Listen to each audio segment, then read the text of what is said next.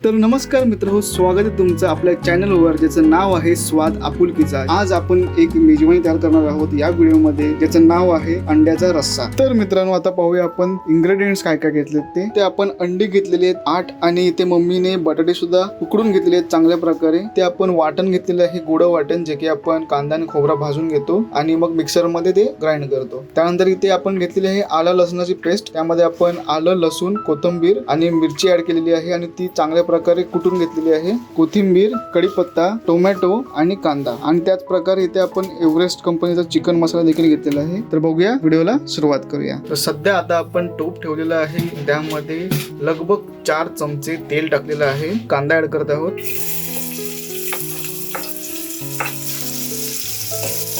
कांदा golden brown रंगाचा झालेला आहे आणि त्यामध्ये ऍड करत आहोत आलं लसणाची पेस्ट। त्यामध्ये आता आपण थोडासा कढीपत्ता ऍड करत आहोत, टोमॅटो देखील ऍड करत आहोत। त्यात आपण आता 1 चम्मच हळद टाकलेली आहे, 1 चम्मच आपण गरम मसाला ऍड करत आहोत, 3 चम्मच लाल तिखट देखील ऍड करत आहोत। या गोष्टी प्रॉपर परतवून घ्यायच्या आहेत आणि आपण यामध्ये ऍड करत आहोत आता कांदा खोबऱ्याचं वाटण।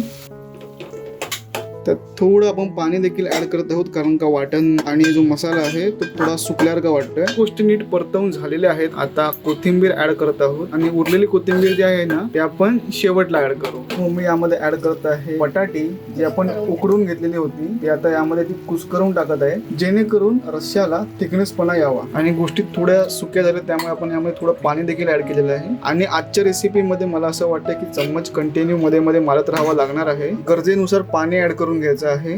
आम्ही आता इथे कसं भातावरती ओतण्यासाठी तयार करतोय, त्यामुळे इथे पाणी जास्त टाकलेलं आहे। आता आपण यामध्ये ऍड करत आहोत गरजेनुसार मीठ, आणि इथे मम्मी जी आपण अंडी उकडून घेतलेली आहे त्यांना खाजा मारून घेते। बहुधा आम्ही काय करतो की याचे 2 भाग करतो आणि सांबारामध्ये सोडतो, परंतु गायरी आहे अंड्यातली, ती कधी कधी सांबारामध्ये विरघळून जाते। पण जर असे खाचा मारून घेतल्या तर सांबारा आतमध्ये जातो सुद्धा आणि गायरी देखील विरघळून जाण्याचं टेन्शन नसतो, आणि मीठ मसाला देखील लागतो। टेस्ट साठी टाकत आहोत यामध्ये थोडा चिकन मसाला। यामध्ये सावकाशपणे आपल्याला साईडने अंडी सोडायची आहेत, ज्याने गरम पाणी जे आहे आता ते हातावरती उडणार नाही।